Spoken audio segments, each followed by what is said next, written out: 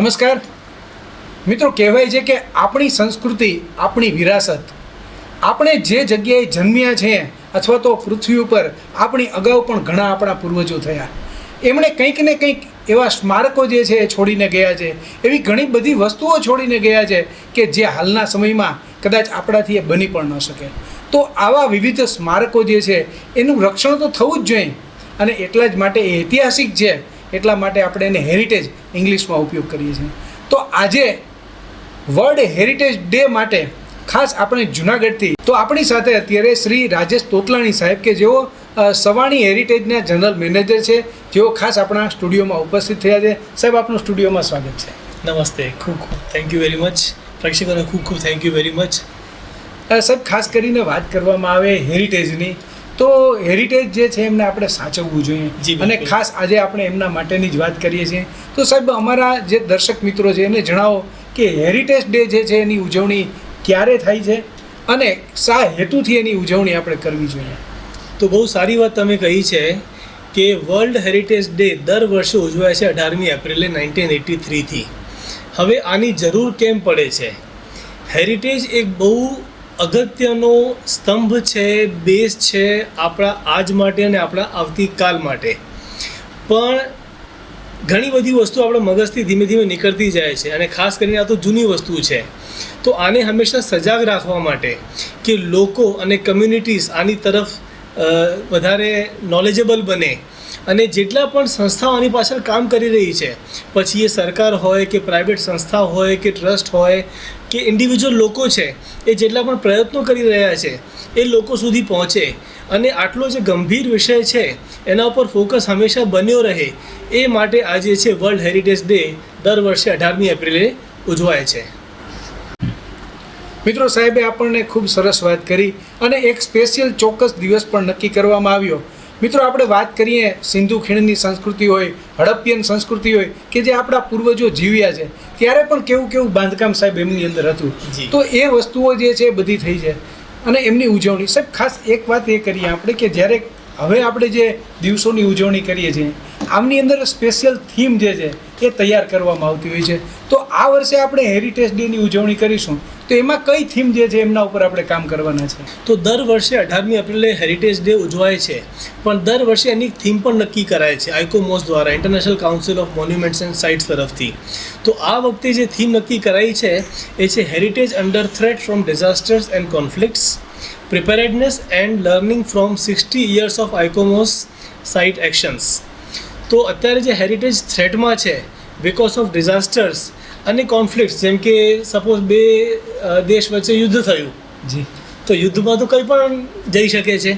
તો એ બધાથી હેરિટેજને મેક્સિમમ સાચવણી કઈ રીતે કરી શકીએ, એના માટે શું પ્રયાસો થઈ શકે છે, અને છેલ્લા 60 વર્ષમાં આઇકોમોસે જે સ્ટડી કરી છે એના બેઝ ઉપર ભવિષ્ય વધારે સારું અને સ્ટ્રોંગ કઈ રીતે થઈ શકે, કેવી સારી સાચવણી કરી શકીએ, આ વખતે એની એ જ થીમ છે. ખૂબ સરસ વાત કરી. દર્શક મિત્રો, ખાસ વાત કરવામાં આવે, સાહેબે વાત કરી કે આ થીમની અંદર અગાઉના જે જ્યારથી શરૂઆત થઈ હેરિટેજ ડે ઉજવણી કરવાની, એમના પ્રત્યે જ્યારથી સભાનતા આવી ત્યારથી લઈને અત્યાર લગીના 60 વર્ષના ગાળામાં હવે એ પણ વાત થઈ છે કે ભવિષ્યમાં, આવનાર ભવિષ્યમાં આપણી પાસે જે કંઈ પણ આ બધી સ્મારકો, જે કંઈ વસ્તુઓ છે હેરિટેજ, એમનું રક્ષણ કઈ રીતે કરી શકાય. તો સાહેબ, જ્યારે આપણે આ હેરિટેજની વાત કરીએ તો એવી કઈ કઈ વસ્તુ જે છે એમને હેરિટેજમાં સમાવી શકાય?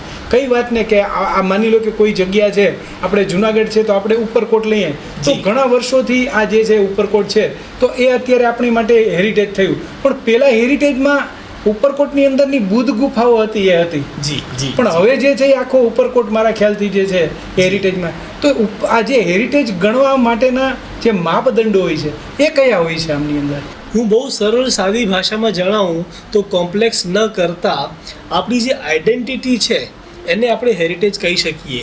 આપણે ક્યાંથી આવ્યા છીએ, જે જૂનાણી વસ્તુઓ છે, આપણી જૂનું કલ્ચર છે, જે જૂના બિલ્ડિંગ્સ છે, જે જૂના મોન્યુમેન્ટ્સ છે, આપણા મંદિરો છે, એ બધાને હેરિટેજ કહેવાય છે.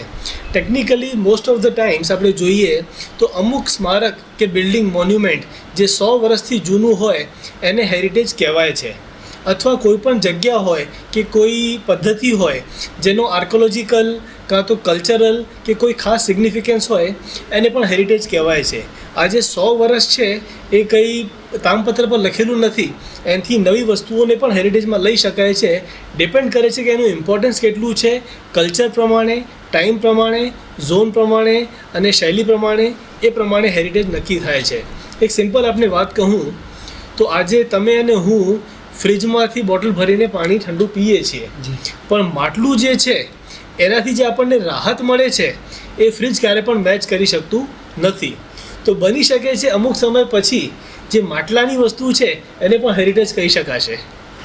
બહુ સરસ વાત કરી સાહેબ તમે કે અત્યારે જે નેચરલ જે છે, નેચર જે ઓરિજિનલ છે, અને વાત કરવામાં આવે આપણા વારસાની, તો આપણો તો હંમેશા સમૃદ્ધ વારસો રહ્યો છે. એટલે આપણો એટલે માત્ર ભારતીયોનો નહીં, સમગ્ર વિશ્વ ઉપર જે માનવજાત વસી રહી છે એમનો વારસો જે છે આપણો નદીઓ ઉપર આપણો વસેલો ઘણો બધો વારસો જે છે એ સચવાયેલો છે ને ઘણો સાચવવાનો પણ હોય છે. જ્યારે આ બધો વારસો આપણે સાચવવાની વાત કરતા હોય ત્યારે આમની આપણે સાચવણી જે છે એ કઈ રીતે કરવી જોઈએ, સાથે સાથે એનું રિસ્ટોરેશન. ઘણી વખત એવું બને કે એ ક્ષતિગ્રસ્ત થતું હોય, તો આમનું રિસ્ટોરેશન કઈ રીતે કરી શકાય, એમના માટે કયા કયા પગલાં લેવામાં આવે?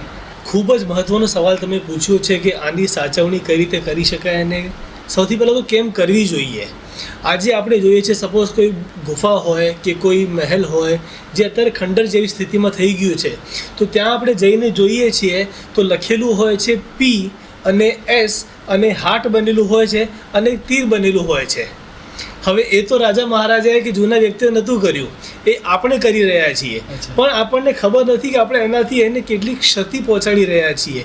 એ આપણું કલ્ચર છે, આપણી ધરોહર છે. તો ઘણી બધી વસ્તુઓ ખાસ કરીને નેચરના કારણે, ભૂકંપ આવે, વરસાદ છે, પાણી છે, એટમોસ્ફિયર છે, પ્લસ ઘર્ષણ છે, અમુક વસ્તુ તૂટી જાય છે, અમુકની સ્ટ્રેન્થ જતી રહે છે. કોઈ ઇમારત બની પણ એની હવે સ્ટ્રેન્થ રહી નથી, સપોઝ 150, 500, 700 વર્ષ થઈ ગયા છે, તો એ એવા ખંડિત સ્ટેજમાં પહોંચી જાય છે કે પછી એ ટકશે કે નહીં એ એક સવાલ બની જાય છે. તો હવે એનાથી આપણને ખબર પડે છે કે આપણી હિસ્ટ્રી શું હતી, આપણું કલ્ચર શું હતું, કેવા લોકો વાસણો વાપરતા હતા, કેવું પહેરવેશ હતું, ત્યાંની મૂર્તિઓ જોઈને ખ્યાલ આવે છે કોની પૂજા થતી હતી, એ બધી વસ્તુઓ. હવે એને આપણને જાળવવું જ પડે. જો આજે નહીં જાળવીએ તો કાલે વિલુપ્ત થઈ જશે. તો એના માટે ઘણી બધી પદ્ધતિઓ હોય છે જેનાથી આપણે એનું રિસ્ટોરેશન કરીએ છીએ અને સાચવણી કરીએ છીએ. તો ફર્સ્ટ પેરામીટર પહેલું કહીએ કે સૌથી પહેલાં એને વધારે બગાડ ન થવા દેવો. જેનો મતલબ છે કે એક હેરિટેજ સાઇટ છે તો એની આસપાસ મિલ વગેરે હશે તો એનો ધુમાડો છે કાં તો વોટર પોલ્યુશન છે એને એફેક્ટ કરવાનો જ છે. તો એ સરકાર બહુ સારા પગલાં અત્યારે લઈ રહી છે કે એનો એક ઝોન બનાવી દે છે અને પરમિશન નથી આપતી. પણ આપણે પણ એટલું ખ્યાલ રાખવું જોઈએ કે જે વસ્તુની પરમિશન ન હોય એ વસ્તુ ન કરવી જોઈએ. આજે તો મિલને ઇકોનોમિકલ કરવા માટે કદાચ રિસોર્સ નજીકમાં હોય તો આપણે કરી નાખીશું, પણ એનાથી આપણું હિસ્ટ્રી જ જો પતી જાય એ બહુ ખરાબ વસ્તુ હોય છે. તો સૌથી પહેલાં એને સાચવવું કે જેવું છે એવું જ રહેવું જોઈએ. બને એટલા પ્રયાસો કરવા, એમાં તમે જઈને કોતરકામ ન કરો, જેવું છે એને એવું જ રહેવા દો. અને પ્લસ એની પછી ઘણી બધી પદ્ધતિઓ હોય છે. સર તમે વાત કરી કે અલગ અલગ પદ્ધતિથી આપણે સાચવણી કરતા હોઈએ છીએ, તો એમાં કઈ કેટેગરી હોય છે અને કઈ કઈ પદ્ધતિ દ્વારા આપણે એમની સાચવણી કરી શકતા હોઈએ છીએ? જી, આ બહુ સુંદર સવાલ છે કે સાચવણી કરવી છે. ફર્સ્ટ ઓફ ઓલ કન્ઝર્વેશન આવે છે, પ્લસ રિસ્ટોરેશન આવે છે. હવે કન્ઝર્વેશન અને રિસ્ટોરેશનમાં સૌથી પહેલાં એનું ઇન્સ્પેક્શન થાય છે, અમુક વખત ફિઝિકલ, અમુક વખત રેડિયોલોજીથી, કે શું વસ્તુ છે, કેટલા વર્ષો જૂની છે, હાલમાં કેવી સ્થિતિમાં છે, હજુ કેટલા વર્ષ ટકી શકે એમ છે, એમાં જે ક્ષતિ આવી છે એ કેટલા હદ સુધી છે, એ બધું જોયા પછી નક્કી કરાય છે કે કઈ પદ્ધતિથી કઈ કરવું, શું કરવું. હું એક્ઝામ્પલ આપું છું. જેમ કે અમુક સ્ટ્રક્ચર હોય છે જેમાં ક્રેક્સ પડી ગયા હોય છે, તો ક્રેક ફિલ કરવાનું લાઇમ મોટરથી પણ થઈ શકે છે, હેલિફિક્સથી પણ થઈ શકે છે, અમુક જાતની ખાસ સ્ટેબલર આવે છે સ્ટીલની, એનાથી પણ થઈ શકે છે. તો એ ડિપેન્ડ કરે છે કઈ વસ્તુ છે, કેટલી જૂની છે, હાલમાં કેટલી ડેમેજ થઈ છે અને શું એનું અત્યારે સ્ટ્રેન્થની સ્ટેટસ છે, એ પ્રમાણે હોય છે. હવે હું તમને જેમ કે દાખલો આપું કે સપોઝ એનું ફસાડ એટલે કે એક્સટિરિયર જે છે એ ઘસાઈ ગયું છે અને એને રિસ્ટોર કરવું છે, અથવા જે એના પથ્થર છે એના બોન્ડ તૂટી રહ્યા છે, તો એનું પણ આપણે ચણતર પ્લાસ્ટર જેવું કરતા હોઈએ છીએ એવું જ થાય છે. પણ અમે જે કરીએ છીએ ચણતર પ્લાસ્ટર એમાં જરા પણ સિમેન્ટ વપરાતું નથી. બિલકુલ એક્ઝેક્ટલી જૂના જમાનામાં આજથી 200 વર્ષ પહેલાં, 500 વર્ષ પહેલાં, 1000 વર્ષ પહેલાં જે કામ થતું હતું બિલકુલ એ રીતે જ કરીએ છીએ. ફોર એક્ઝામ્પલ કે સપોઝ એક પ્લાસ્ટરિંગ કરવું છે તો જે વસ્તુ વપરાય છે સૌથી પહેલાં ગોળ લઈએ છીએ, પાણી નાખીને પીપળામાં લગભગ 48 કલાક એને ઉકાળીએ છીએ. એનાથી થાય છે શું કે એનું જે પાણી નીકળે છે દ્રવ્ય હોય છે એ બને છે એનું એડહેસિવ. પછી એમાં ચૂનો હોય છે, ચૂનાને આપણે પાણીમાં ઉકાળીએ એ એમાં જાય છે, રેતી જાય છે. આનું જે મિશ્રણ બને છે એનાથી એનું પ્લાસ્ટર થાય છે. એ થયા પછી હવે એ પ્લાસ્ટર તમારું રફ હશે, એમાં તમારે સ્મૂથ ફિનિશ આપવાનું છે. એની પણ ઘણી બધી પદ્ધતિ છે. તો જ્યારે આ ચૂનાનું કામ થઈ રહ્યું હોય છે એમાં અડદની દાળ પણ જાય છે અને બીજી પણ ઘણી બધી વસ્તુઓ જતી હોય છે, જેમ કે મેથીના દાણા છે. કારણ કે તમારું જે ગોળ છે એ એડહેસિવ તો બની ગયું પણ એ પછી કીડી મકોડાને પણ આકર્ષણ કરશે કારણ કે મીઠું છે. તો એના માટે તમે અડદની દાળ નાખીએ છીએ, એમાં મેથી નાખીએ છીએ. દરેક વસ્તુની પ્રોસેસ છે અને એક પ્રોપર પ્રપોર્શન હોય છે કે જેનાથી એ ઇન્સેક્ટ્સને વધારે આકર્ષિત ન કરે, કારણ કે આપણે એની સ્ટ્રેન્થ બનાવી રાખવાની છે. એના પછી જે ફાઇનલ કોટિંગ કરવું હોય જેમાં સ્મૂથ ફિનિશ આપવાની હોય તો એ ચૂનાનું મિશ્રણ છે, એ જ રેતીનું મિશ્રણ છે, પણ હવે વધારે બારીક છે. એમાં માર્બલની ડસ્ટ જાય છે, શંખજીરું જાય છે અને એ રીતે એનું પ્લાસ્ટર થાય છે કે ફિનિશિંગ પણ એ બહુ સારી આવે. હવે સૌથી મોટો એનો ફાયદો શું થાય છે કે આપણે આજે વિચારીએ કે જનરલી સિમેન્ટનું પ્લાસ્ટર કર્યું હોય તો એની લાઈફ 20 વર્ષ 25 વર્ષ જાણી શકીએ, પણ આ જે પદ્ધતિ છે એ તમે ગણી શકો છો કે 50 થી 70 વર્ષ લાસ્ટ કરે છે. સ્ટાર્ટિંગમાં આ જે વસ્તુ છે એટલી સ્ટ્રોંગ નથી હોતી કારણ કે અલ્ટિમેટલી પોરસ મટીરિયલ છે. તો જ્યારે ઋતુ અલગ અલગ વીતે છે એની સાથે સાથે આ વધારે મજબૂત થતી જાય છે, પણ અલ્ટિમેટલી એનું જે લાઈફ સ્પાન છે એ સિમેન્ટ કરતાં 2, 2.5 કે 3 ગણું ગણી શકીએ છીએ. તો આ બધી રીતથી વપરાતી હોય છે કે જેમાં ઝીરો સિમેન્ટ પણ સિમેન્ટ કરતાં વધારે સ્ટ્રોંગ અને પ્લસ કાર્બન એમિશન પણ ઝીરો છે, good for environment, good for nature અને એની સાથે સાથે એ પોતાની કુલિંગ ઇફેક્ટ પણ આપે છે. આજે આપણને એસીની જરૂર પડતી હોય છે, પહેલાં એસી નહોતા, તો એ સ્ટ્રક્ચરની ખાસિયત એ હતી તો અમે એ જ જૂનું હિસ્ટ્રી જે હેરિટેજ છે એ જળવાઈ રહે એ રીતે કામ કરીએ છીએ. સાહેબ તમે બહુ સરસ વાત કરી, ખાસ કરીને ગોળ છે, પછી તમે વાત કરી કે સિમેન્ટનો ઉપયોગ જ નથી, ગોળ છે, ચૂનો છે, આ ઉપરાંત જે તમે વાત કરી કે અડદની દાળ હોય, તો આ બધી વસ્તુઓ કે જે રિયલમાં એક એવું બોન્ડ બનાવે કે જે મજબૂત હોય. અને સાહેબે વાત કરી કે અત્યારના સિમેન્ટના જંગલો તો વધીને 30 વર્ષનું આયુષ્ય ધરાવે, પરંતુ આ જૂનવાણી પદ્ધતિ જે એસી જેવું પણ કામ કરે અને ઓછામાં ઓછું અત્યારે 60 થી 70 વર્ષ જેટલી તો એમની ટકાઉ ક્ષમતા છે. તો બહુ સરસ વાત કરી. સાહેબ તમે સવાણી હેરિટેજમાંથી આવો છો, આપ મેનેજિંગ ડાયરેક્ટર છો, તો ખાસ એ પણ વાત કરો કે સવાણી હેરિટેજ જે છે એ આ પ્રકારની કેવી કેવી કામગીરી કરે છે અને કેટલી કામગીરી હાલ આપ કરી ચૂક્યા છો.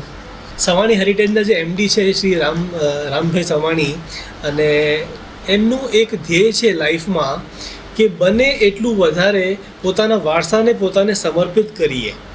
કારણ કે આજે જો આપણે એ નહીં કરીએ તો કાલે આપણને ખબર જ નહીં હોય કે ગઈકાલે શું હતું. અત્યારે અમારી જે કામગીરી છે ફોર્ચ્યુનેટલી ઇન્ડિયામાં બહુ સારું કામ ચાલી રહ્યું છે. લગભગ 20 સ્ટેટ્સમાં અમે કામ કર્યું છે. અલગ અલગ જાતના મોન્યુમેન્ટ્સ જેમ કે કિલ્લા છે, હવેલી છે, મહેલ છે, ચર્ચ છે, જેલ છે, એ બધાનું રિસ્ટોરેશન ને કન્ઝર્વેશન કર્યું છે.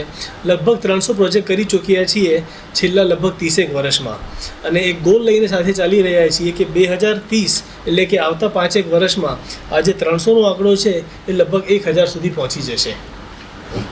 એમાં સાહેબ જુનાગઢને પણ હા, હું પાછું નામ લેવાનું છું. ઓકે મિત્રો, સાહેબે આપણને વાત કરી કે લગભગ 300 જેટલી જગ્યાઓ ઉપર સાઇટ ઉપર એમને કામ કરેલું છે. તો સાહેબ અમુક એવી સાઇટ પણ જણાવો, આપ જુનાગઢમાં પણ આ કામ કર્યું છે, તો જુનાગઢ સહિતની કઈ કઈ સાઇટો ઉપર કામ કરેલું છે? કલ્પેશભાઈ, જુનાગઢ તો ખજાનો છે પ્રકૃતિનો, વારસાનો, ભક્તિનો, હેરિટેજનો. જેટલું જુઓ એટલું અહીંયા ઓછું છે. જુનાગઢમાં વાત કરું તો મોસ્ટ પ્રોમિનન્ટ જે છે જગ્યા એ ઉપરકોટ કિલ્લો છે. એક સમય બહુ જર્જરિત થઈ ગયો હતો, એટલે લોકોને ખબર જ નથી પડતી કે કેવું હશે અને શું હતું. એ અમે એક પ્રોજેક્ટ કર્યો, ગુજરાત ટુરિઝમ અમને પ્રોજેક્ટ આપ્યો, લગભગ 3 વર્ષ પ્રોજેક્ટ ચાલ્યો, 74 કરોડનો સરકારે ખર્ચો કર્યો, પણ આજે એનું જે રંગરૂપ છે પબ્લિક જોઈને એટલી મજા માણે છે, અને ખાસ કરીને એ લોકો જે આજથી 10 વર્ષ 20 વર્ષ 25 વર્ષ પહેલાં જોઈ ગયા હતા એ ફરી આવીને જુએ છે તો એની આંખોમાં ચમક આવી જાય છે કે હા આટલું સારું પણ હોઈ શકે. તો ઉપરકોટ કિલ્લો છે, મહાબત મકબરા છે, બહુ ઇમ્પોર્ટન્ટ મોન્યુમેન્ટ છે જૂનાગઢનું. મજેવડી ગેટ છે જે વખતે આપણી સરહદ હતી જૂનાગઢની. સરદાર ગેટ છે સ્ટેશનની સામે. નરસિંહ વિદ્યા મંદિરનું અત્યારે કામ ચાલી રહ્યું છે, પતવા આવ્યું છે. ગર્લ્સ હાઈસ્કૂલનું આપણે કામ કર્યું છે. તો આ જ બધા મોન્યુમેન્ટ જૂનાગઢમાં કર્યા છે. જૂનાગઢની બહારની વાત કરું તો જેમ કે રાજાબાઈ ટાવર છે, ઇવન કુતુબ મિનાર કરતાં પણ લાંબુ એનું હાઇટ જે છે સ્મારક છે એનું રિસ્ટોરેશન કર્યું છે. પ્રતાપગઢ ફોર્ટનું અત્યારે કામ ચાલી રહ્યું છે મહારાષ્ટ્રમાં. બહુ સિગ્નિફિકન્ટ ફોર્ટ છે, બહુ મોટી ઊંચાઈ ઉપર છે. એની ફરતી જે વોલ છે 5 કિલોમીટરની છે દિવાલ. એનું અત્યારે બહુ સ્ટીપ સ્લોપ છે, બહુ અઘરું કામ પડે છે, પણ કરી રહ્યા છીએ. એ સારું એક કામ ચાલી રહ્યું છે. ગવર્મેન્ટની અમુક એસએસએની કોલેજીસ છે, પોરબંદરમાં છે, ગોંડલમાં છે, જામખંભાળિયામાં છે, એનું કામ અત્યારે થઈ ગયું છે. ભીમાશંકર જે જ્યોતિર્લિંગ છે પુણેથી લગભગ 100-150 કિલોમીટર દૂર છે, એનું રજિસ્ટ્રેશનનું કામ કર્યું છે. તો લગભગ એવા 300 પ્રોજેક્ટ કર્યા છે આપણે. બહુ સરસ મજાની વાત છે કે આમ જોઈએ તો સરહદ ઉપર જે છે સૈનિકો કામ કરી અને દેશની રક્ષા કરતા હોય છે, એવી જ રીતે દેશની અંદરની જે આપણી વિરાસત જે છે એમને જાળવણીનું કામ જે છે એ સવાણી હેરિટેજ કરી રહ્યું છે. ખૂબ સરસ વાત છે. અને સાહેબ તમે જ્યારે જૂનાગઢની વાત કરો ત્યારે મારી તો એમ કે મને ખુદને ખૂબ આનંદ થાય કે જૂનાગઢ જે છે એવું સરસ હેરિટેજ છે, અને આ હેરિટેજ સિટીને તમે ખરેખર ખરા અર્થમાં જે છે એ એમને મૂળ મંત્ર સ્વરૂપ જે છે એમને આપેલું છે. તો ખૂબ સારી કામગીરી કરી છે. તો સાહેબ જ્યારે આ પ્રકારની આપણે કામગીરી કરતા હોય ત્યારે સરકારશ્રીની પણ ખાસ જવાબદારીઓ બનતી હોય છે આ હેરિટેજને જાળવી રાખવા માટેની, સાથે સાથે લોકોની પણ પહેલાં બને છે સરકાર કરતાં પણ. તો આમના માટે તમે શું કહો છો? કલ્પેશભાઈ, બહુ સારી વાત છે કે હવે સરકાર ધીમે ધીમે બહુ વધારે આના ઉપર ધ્યાન આપી રહી છે.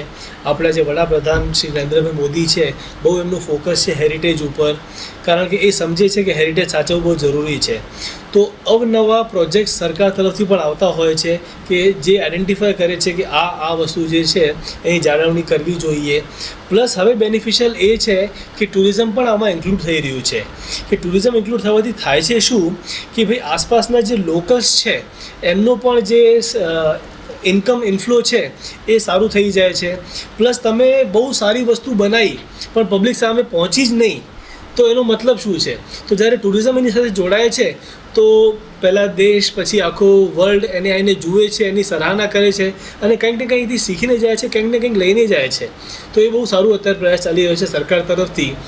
પબ્લિક તરફથી જોઈએ તો મિક્સ જાતનો અનુભવ મેં જોયો છે. અમુક લોકો જે છે એની એટલી કેર નથી કરતા, એમને ફરક નથી પડતો, અને ડેમેજીસ કરતી વખતે વિચારતા નથી. ફોર એક્ઝામ્પલ કે કોઈ જગ્યાએ તમે જોયું કે એક લોખંડનો ટુકડો પડ્યો છે પણ એમાં કંઈ હિસ્ટોરિક સિગ્નિફિકન્સ હોય, અમુક લોકો એને લઈ જઈને વેચી દેશે કે ફેંકી દેશે. પણ જો એ માણસ સજાગ હોય તો રાઇટ ઓથોરિટીને પહોંચાડશે તો કદાચ એનાથી હિસ્ટ્રીની મોટી લિંક ખુલી શકે છે. બરાબર છે. તો પબ્લિકમાં મિક્સ અનુરોધ આ જોવા મળી રહ્યું છે. પણ હવે પબ્લિક પણ જે બહારથી આવે છે, હું જોઉં છું ઉપરકોટમાં, મકબરામાં, કોઈન મ્યુઝિયમમાં અમારું જે છે કે લોકો બહુ વધારે એમાં ઇન્ટરેસ્ટ લઈ રહ્યા છે, અને એ પૂછે છે કે આને ટચ કરાય. તો અમુક વસ્તુને ટચ કરવું અલાઉડ છે, અમુકને અલાઉડ નથી, પણ એ જ્યારે પૂછે તો અમને પણ સારું લાગે છે કે એ પણ એની કેર લઈ રહ્યા છે, કે સમજી રહ્યા છે કે આ જે છે એ બહુ ઇમ્પોર્ટન્ટ વસ્તુ છે. તો પબ્લિકમાં મિક્સ જોવા મળી રહ્યું છે, અને સરકાર તરફથી બહુ સારા પોઝિટિવ સંકેત દેખાઈ રહ્યા છે સ્ટેપ બાય સ્ટેપ. દર્શક મિત્રો, ખરેખર સાહેબે આપણને વાત કરી, અને સાથે સાથે એ પણ વાત કે આપણે રાણકી વાવની વાત કરીએ સાહેબ, તો રાણકી વાવ તો આપણી રૂપિયાની નોટો ઉપર પણ આવી ગઈ છે. તો એનો મતલબ એ છે કે આપણે આપણું સાચવવાનું છે, અને એમના માટે હવે સરકાર જે છે એ સજાગ થઈને કામ કરી રહી છે, એમના માટે પૈસા વાપરી રહી છે. તો આપણે લોકોએ, એટલે કે આપણે બધા લોકોએ મળીને આ પ્રકારની વિરાસતને જાળવી રાખવી જોઈએ, કારણ કે એ આગળના લોકોએ આપણા માટે જાળવી રાખી છે, હવે આપણે આવનારી પેઢી માટે જાળવી રાખવાનું છે. અને તો જ જે છે એ આપણી સંસ્કૃતિ જે છે એ લુપ્ત થતી અટકશે અને ખ્યાલ આવશે કે ભાઈ આ લોકો કેટલા મહાન હતા. આજે આપણે અલગ અલગ કિલ્લાઓ, રાજા મહારાજાના કિલ્લાઓ જોઈએ ત્યારે ખ્યાલ આવે કે આપણે એક નાનું મકાન સદ બનાવવું હોય તો કેટલો બધો ખર્ચ થાય ને કેટલો સમય લાગે છે. ત્યારે અવડી મોટી વિરાસત જે ખડકી હોય છે ત્યારે કેટલો સમય, કેટલા લોકો, અને ત્યારે તો સાહેબ ટેકનોલોજી પણ નહોતી. તો આપણને એમ થાય કે હવે આ ટેકનોલોજી વગર આ લોકોએ કઈ રીતે કામ કર્યું હશે. તો દર્શક મિત્રો, આવા શ્રમથી, આવી મહેનતથી હજારો લોકોએ કામ કર્યું છે, શ્રમ કર્યો છે, ત્યારે આપણી આ વિરાસત બની હોય. ત્યારે સાહેબે અગાઉ પણ વાત કરી હતી કે ચિત્રો ન દોરવા.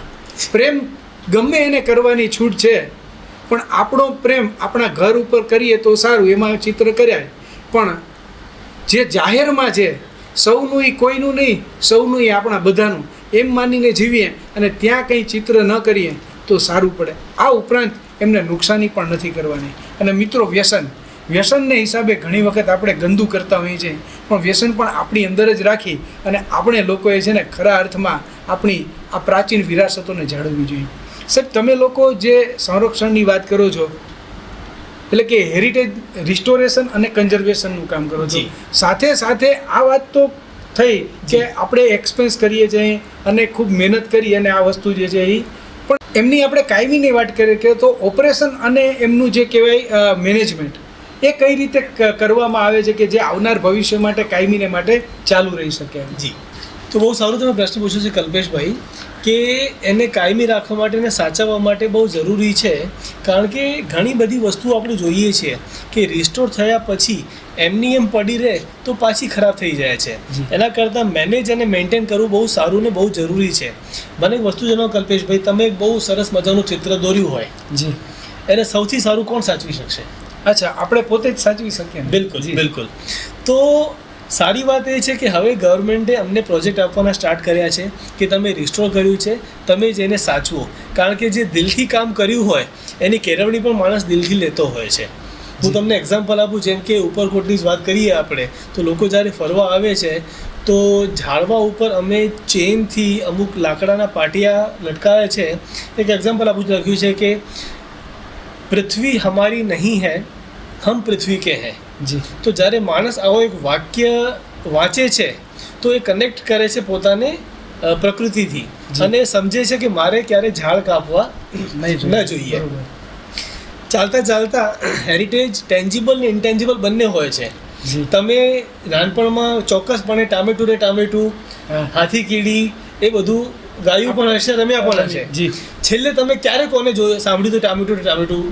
બસ હવે આપણા નાના છોકરાઓ જે કદાચ અગાઉ માનો કે 10-20 વર્ષ પહેલાં, હવે તો કોઈ રમતું નથી. હવે રમતું નથી કારણ કે હવે આપણે ઇન્સ્ટાગ્રામમાં જતા રહ્યા છીએ. બરાબર છે. તો જ્યારે ઉપરકોટમાં એક સ્પેસિફિક કોસ્ટ ફ્રી બચપન ઝોન છે, ત્યાંથી લોકો ગુજરે છે, તો ત્યાં લખેલું છે કે આ તમને જો હજુ પણ યાદ હોય તો 10 માર્ક મેળવ્યાની ખુશીમાં બેલ વગાડો. તો લોકોને મજા આવી જાય છે અને એ ગાવા લાગે છે. જ્યારે એ ગાવા લાગે છે તો એના બાળકો પણ જુએ છે કે આ શું છે, તો મમ્મી એને બતાવે છે કે અમે આવું રમતા હતા. તો એનાથી આ જે ઇન્ટેન્જિબલ હેરિટેજ છે એ પણ આગળ કન્ટિન્યુ થાય છે.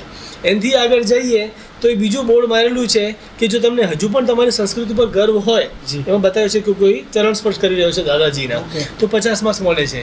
ત્યાં પણ લોકો બેલ વગાડે છે એટલે ખુશ થાય છે. તો જેટલું બની શકે એટલું ફિઝિકલી ટેન્જિબલ સાથે અમે ઇનટેન્જિબલ હેરિટેજ પણ લોકોના માઇન્ડમાં સાથે લઈને જાય, પ્રકૃતિ સાથે કનેક્ટેડ થાય, હિસ્ટ્રી સમજે. હિસ્ટ્રીના લગભગ 200 બોર્ડ માર્યા છે. બરોબર. ચંદ્રગુપ્ત મૌર્ય વિશે, અશોકા વિશે, અહીંયાના જે બાબી નવાબ થઈ ગયા એમના વિશે, કે લોકો જેટલું ઇન્ટરેસ્ટ લેશે એટલું વધારે જાણશે. તો હવે ઓપરેશન મેન્ટેનન્સ પણ સાથે સાથે ચાલી રહ્યું છે. તો એનાથી થાય છે શું કે લોકો આવે છે, મજા માણે છે અને સાથે સાથે હિસ્ટ્રી સમજીને પોતાની સાથે લઈ જાય છે. તો એક બહુ સારું સિનેરિયો ક્રિએટ થઈ રહ્યો છે. બહુ સરસ વાત કરી મિત્રો. આજથી 10 વર્ષ પહેલાં ઘણા લોકો જે બહારથી આવતા હતા અને એ લોકો, વિદેશના લોકો, એ આ બાબતમાં આપણા કરતાં થોડા એડવાન્સ છે સાહેબ. અને એ લોકો જ્યારે મહાબત મકબરો હોય કે આપણા ઉપરકોટ કિલ્લા ઉપર આવતા હોય ત્યારે એમના ઇન્ટરવ્યૂ વખતે એ લોકો કહેતા કે અહીંયા કોઈ પ્રકારની જે કહેવાય જાળવણી નથી. ખરા અર્થમાં આ મહાબત મકબરો તો એક બીજો તાજમહેલ છે. જી જી જી. અને એમના કરતાં પણ કંઈક વિશેષ છે. અમુક જગ્યાઓ ઉપર તો એમની જે ઇસ્લામ ધર્મની આયાતો પણ લખવામાં આવી છે. તો ધાર્મિકની સાથે સાથે ખૂબ સરસ મજાની ઐતિહાસિક વસ્તુ આપણી પાસે છે. તો આ વસ્તુની જાળવણી થવી જોઈએ એ લોકો ત્યારે કહેતા હતા. અને એ કામ જે છે એ સરકારશ્રીએ અને આપણી જે સવાણી હેરિટેજ જે છે એમના દ્વારા કરવામાં આવ્યું એ આપણા માટે ખૂબ ખુશીની વાત છે. દર્શક મિત્રો, આ વાત થઈ 18મી એપ્રિલ. હવે આવી જ રહી છે કે 18મી એપ્રિલને કાયમ આપણા દિલમાં વસાવવાની છે કે કોઈ પણ આપણે હેરિટેજ સ્થળે જઈએ તો માનવાનું કે આજે 18 એપ્રિલ છે અને આપણે એવી રીતે સેલિબ્રેશન કરવાનું છે. એ હેરિટેજને પૂરેપૂરા દિલથી આપણે ઓળખવાની ને સમજવાનો પ્રયત્ન કરવાનો છે. અને જૂનાગઢમાં આવો ને ત્યારે તો અમારા જે જનરલ મેનેજર જે છે અહીંના, એમણે ખૂબ સારી આપણને વાત કરી કે તમને ઝાડવા ઉપર પણ ઘણું જોવા મળશે અને આજુબાજુમાં એવી વસ્તુ જોવા મળશે કે તમે તમારા પાસ્ટમાં જે છે ને એ જઈને તમારી જિંદગીને યાદ કરી શકશો. તો હેરિટેજ સ્થળની તો મુલાકાત થશે, સાથે સાથે તમે આનંદ પણ માણતા થશો અને તમને પણ તમારા જીવનમાં ખૂબ સારા એવા જે ગત વર્ષોમાં કરેલા કામો જે છે અથવા તો તમારા પૂર્વજો જે આનંદ કરતા હતા એનો આનંદની અનુભૂતિ થશે. તો આવું સ્થળ જે છે ને રળિયામણું એ જુનાગઢ તો બન્યું જ છે, સાથે સાથે સવાણી હેરિટેજે બીજા 300 જેટલી જગ્યાઓ પર કામ કર્યું છે. તો આપણે પણ ભગવાનને પ્રાર્થના કરીએ કે આવી બધી જગ્યાએ આપણને જવાનો મોકો મળે અને આપણે આપણી આ વિરાસત જે છે ને એને જાણીએ અને માણીએ. તો સાહેબ, તમે લાસ્ટમાં એ પણ વાત કરી શકો કે દર્શકોને કે આપણે આપણી આ જે હેરિટેજ સ્થળ જે છે એમના પ્રત્યે કઈ રીતે કૃતજ્ઞતા વ્યક્ત કરવી જોઈએ, કઈ રીતે એમની જાળવણી કરવી જોઈએ, એ પણ ટૂંકમાં વાત કરી દો. તમારો ખૂબ ખૂબ આભાર. આજે છેલ્લી મને વાત કહેવાનો તમે મોકો આપ્યો છે. દર્શકોને એક બે વસ્તુ છેલ્લે ચોક્કસ હું કહેવા માંગીશ કે જ્યારે પણ કોઈ પણ હેરિટેજ જગ્યાએ જાઓ કે કલ્ચરલ જગ્યાએ જાઓ કે પ્રાકૃતિક જગ્યાએ જાઓ, એને જુઓ, માણો, સાંભળો, આનંદ લો, પણ એને ખરાબ ન કરો. જ્યાં અડવાનું ના હોય ત્યાં અડવાનું નહીં, ગંદકી ન કરવાની હોય નહીં કરવાનું, કચરો નહીં ફેંકવાનો, કે ખાલી એની રેસ્પેક્ટ કરો ને તો એ પણ ઘણું વધારે છે. જો તમે પોતે ફાળો આપીને એને કંઈ સારું ન કરી શકતા હો તો દેટ્સ ઓકે. તમે જો ઘરે પોતાનો ઝાડવું નથી વાવી શકતા, ઓકે, હું માનું છું, પણ જ્યાં જેવું છે એને એવું ને એવું રહેવા દો. એ સૌથી મોટી એની પ્રાર્થના છે અને જરૂરી પણ છે. પર્સનલી મારું એવું માનવું છે કે આજે લોકોને ફરવા જવું હોય તો સિનેમા હોલ છે, ગેમિંગ ઝોન છે અને પ્લસ આવી જગ્યાઓ છે. મારું એવું માનવું છે કે જો તમે આવી જગ્યાએ પોતાના બાળકોને લઈને નહીં આવો તો અમુક વર્ષો પછી આવી જગ્યા તમને એકલા આવીને બેસવું પડશે. જો એકલા ન બેસવું હોય, સંસ્કૃતિથી કનેક્ટેડ રહેવું હોય તો તમારા કાર્યક્રમમાં વર્ષમાં 1 વાર, 2 વાર, 4 વાર ચોક્કસપણે આવી કોઈ જગ્યા ઉમેરો. ભલે ગિરનારજી હોય કે કોઈ વૈષ્ણોદેવી હોય કે આવા કોઈ કિલ્લા મહેલ હવેલી છે, પણ સંસ્કૃતિથી આપણે કનેક્ટેડ રહીએ. અને બહુ સ્ટ્રોંગ ભારતની સંસ્કૃતિ છે, વર્લ્ડમાં કોઈ મેચ કરી શકે નથી, પણ એ ખાલી સાચવવું છે એ આપણા સૌનો એક કલેક્ટિવ અભિગમ હોવો જોઈએ. તો વર્લ્ડ હેરિટેજ ડે છે 18મી એપ્રિલ, એને દિલમાં રાખો, હંમેશા માટે રાખો. તમે જેવું વાત કરી અને માણો પણ ખરાબ ન કરો. બહુ સરસ વાત થઈ. મિત્રો, તમને અમારી આ વાત ગમી હશે. તમે પણ હેરિટેજ સાથે જોડાઈ અને તમારા આવનાર ભવિષ્યને સુંદર બનાવો અને આપણે પણ આપણી આવનારી પેઢીને સારું એવું હેરિટેજ જે છે એ સચવાયેલું આપીએ એવી આશા પણ રાખીએ છીએ. તો મિત્રો, આવી વાતો અને રજૂઆતો સાથે ફરીથી મળીશું. સાથે સાથે સાહેબ, તમે અમારા સ્ટુડિયોમાં પધાર્યા, દર્શકોને ખૂબ સુંદર મજાની માહિતી આપી, એ બદલ આપનો ખૂબ ખૂબ આભાર. Thank you very much. ખૂબ ખૂબ આભાર.